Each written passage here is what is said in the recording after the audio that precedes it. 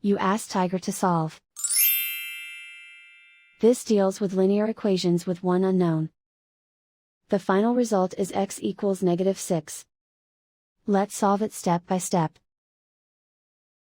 Simplify the expression. Group like terms.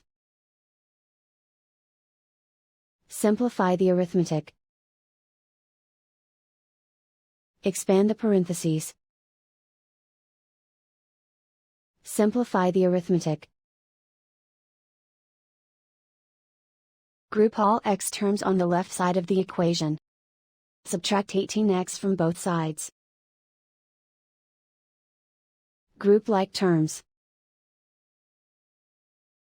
Simplify the arithmetic. Group like terms. Simplify the arithmetic. Group all constants on the right side of the equation.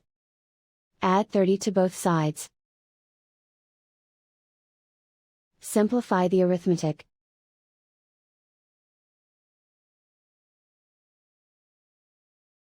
Isolate the x. Divide both sides by -11. Cancel out the negatives. Simplify the fraction.